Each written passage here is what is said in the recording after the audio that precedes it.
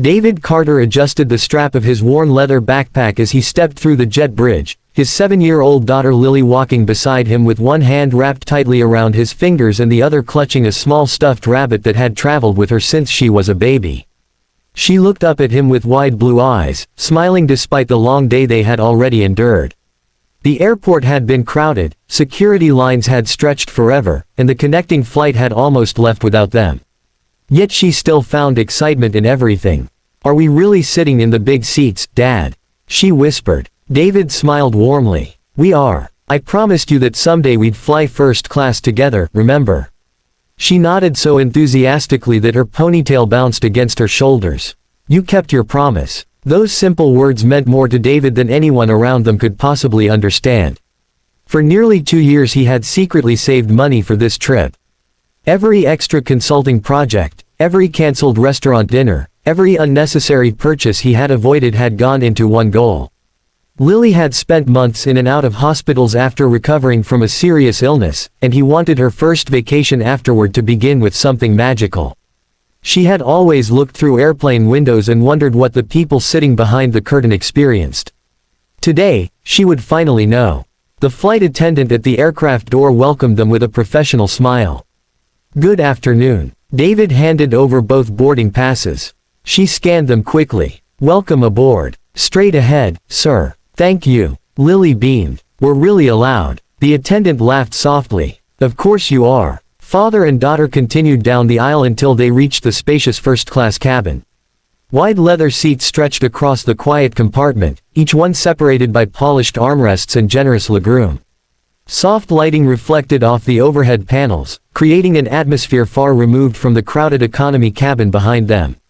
Lily stopped walking. "They're so big." David chuckled. "They are." She carefully climbed into the window seat, almost disappearing inside the oversized chair. "It feels like a movie." David placed their carry-on bag into the overhead compartment before sitting beside her. For the first time that day, he allowed himself to relax. Maybe this trip really would be perfect. Across the aisle, however, conversation slowed.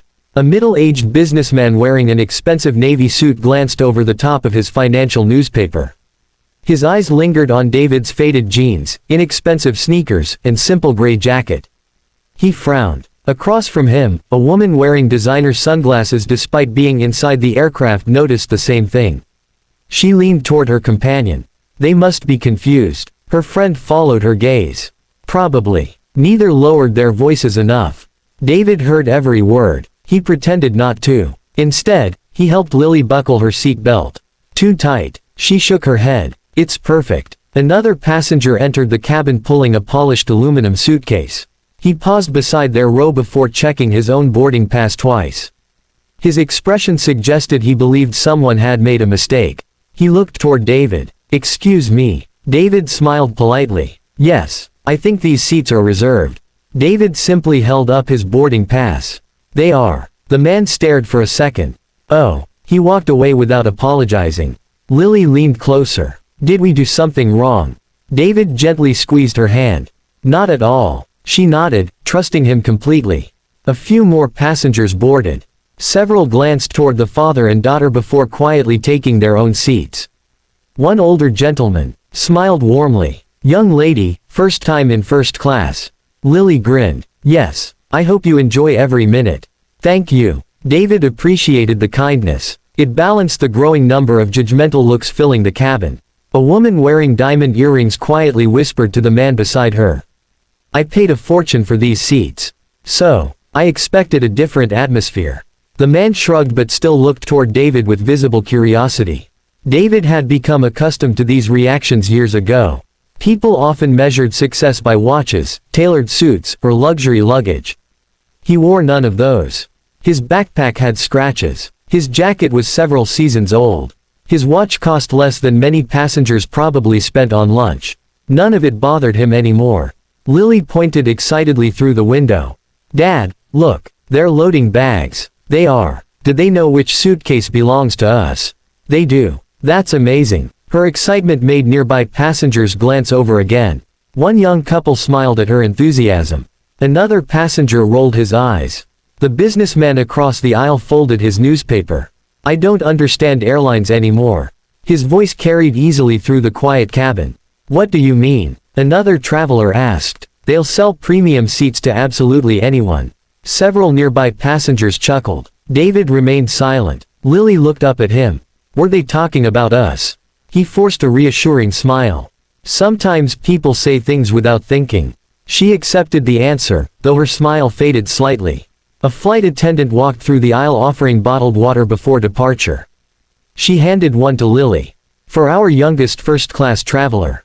Lily smiled brightly. Thank you. The attendant moved on. The businessman watched the interaction before muttering just loudly enough for others to hear. Interesting standards these days. A woman 2 rows back laughed. I was thinking the same thing. David slowly inhaled. Years of experience had taught him that dignity was strongest when it remained calm. Anger would only prove whatever assumptions strangers had already invented about him. Instead, he helped Lily open her bottle. She took a sip before whispering, I'm happy you're my dad. He smiled. And I'm the luckiest dad on this airplane. For a brief moment, the noise around them disappeared. Nothing else mattered except the little girl beside him. Then footsteps echoed from the front galley. A senior flight attendant approached their row with a serious expression, stopping directly beside David's seat. The relaxed atmosphere vanished as nearby passengers looked up, sensing that something important was about to happen. The senior flight attendant stopped beside David's seat with the composed expression of someone used to handling difficult conversations. Her smile was polite but distant, and the warmth she had shown other passengers was gone. Sir, she said quietly, may I see your boarding pass again? David reached into his jacket pocket without hesitation. Of course. She examined the ticket carefully, scanning the barcode with her handheld device. The screen flashed green, confirming the reservation exactly as it had at the boarding gate. Still, she didn't hand the ticket back immediately. Lily looked from the attendant to her father. Is something wrong? David kept his voice calm. I'm sure it's just a routine check. The attendant hesitated before speaking again. Would you mind stepping into the galley with me for a moment? David frowned slightly. I'd rather stay with my daughter. If there's a problem, we can discuss it here. A few nearby passengers immediately stopped pretending not to listen. The businessman across the aisle folded his newspaper with obvious interest. The woman in designer sunglasses crossed her arms. The attendant lowered her voice. There has been a concern regarding these seats. David remained seated. What kind of concern? I'm afraid I'll need you to move to another seat while we sort this out. David blinked. I'm sorry. I'm asking you to leave first class for the moment. He looked at his boarding pass once more. My ticket clearly says seat 2A. I understand. It was scanned twice. Yes. So why am I being asked to move? The attendant shifted uncomfortably. There have been complaints. David glanced around the cabin. Complaints about what? She avoided his eyes. Some passengers believe there may have been an error. Lily's fingers tightened around his hand. But Daddy paid for these seats. The innocent words echoed through the quiet cabin. Several passengers looked away. Others didn't. The businessman finally spoke. If there's confusion, maybe the gentleman should cooperate. Another passenger nodded. Exactly. No need to delay everyone. David looked directly at them. There isn't any confusion. He held up both boarding passes. These seats were purchased legally. The businessman shrugged. Then proving it somewhere else shouldn't be a problem. A woman added with a dismissive laugh. First class isn't exactly casual seating. David understood perfectly what she meant. She wasn't talking about tickets. She was talking about appearances. The attendant sighed. Sir, please don't make this more difficult. David spoke evenly. I'm not making anything difficult. You've asked me to leave the seat I paid for without giving a legitimate reason. I'm trying to avoid escalating the situation. I'm trying to understand it. Silence settled over the cabin. Lily looked close to tears. Did I do something bad? David immediately turned toward her. No, sweetheart. Then why did they want us to leave? He brushed a strand of hair away from her face. They don't know us. She nodded slowly. The businessman muttered loudly enough for everyone nearby to hear. Some people always think rules don't apply to them. Another traveler laughed. It's amazing what money can't buy. David almost smiled at the irony. If only they knew. The attendant spoke again. Sir, this aircraft will depart soon. I hope it does. But I need your cooperation. You already have it. I'm sitting exactly where my boarding pass tells me to sit. The woman across the aisle rolled her eyes dramatically. This is ridiculous. Someone farther back whispered. Just move him. Another voice agreed. We're all waiting. David noticed that not one person had asked whether he actually belonged there. They had simply assumed he didn't. Lily leaned against him. I don't like this. I know. Can we go home? His heart sank. The trip that had been meant to create joyful memories was turning into something entirely different. He looked toward the attendant. I have one question. She nodded. If I were wearing a $5,000 suit instead of this jacket, would we be having this conversation? The attendant didn't answer. She couldn't. Her silence answered for her. David slowly reached into his pocket. Several passengers exchanged satisfied smiles, assuming he was finally giving up. Instead, he removed a slim black smartphone. The businessman smirked. Calling customer service. David ignored him. He unlocked the phone and selected a single contact near the top of his favorites list. There was no hesitation, no anger, no dramatic speech. He simply pressed the call button. The phone rang only once. A calm voice answered immediately. Good afternoon, Mr. Carter. David spoke quietly. I need Protocol 7 initiated. There was a brief pause. Confirmed. Confirmed. Location. He glanced toward the aircraft door. Gate C-18. Understood. No additional instructions. Not at the moment. It will begin immediately. The line disconnected. The entire conversation had lasted less than 20 seconds. The businessman laughed openly. Protocol 7. Several passengers chuckled. What is this, a spy movie? David slipped the phone back into his pocket.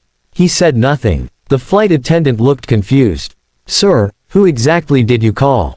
You'll know soon enough. Less than a minute passed. Then the captain's voice came over the aircraft speakers. Ladies and gentlemen, we apologize for the unexpected delay. Please remain seated while we await updated operational instructions. Passengers exchanged puzzled looks. A gate agent hurried onto the aircraft and whispered urgently to the senior flight attendant. Her expression changed instantly. She stared at David. What? The gate agent whispered again. This time her face turned pale. Outside the window, baggage vehicles stopped moving. The fuel truck pulled away. The catering vehicle froze in place. Airport operations that had been flowing smoothly moments earlier suddenly slowed to a halt. Inside the terminal, groups of airline employees began running between gates with radios pressed tightly against their ears. Departure boards started changing. One delayed flight became 5. 5 became 20. Then dozens. The businessman looked out the window. What on earth is happening? No one answered. Because no one knew.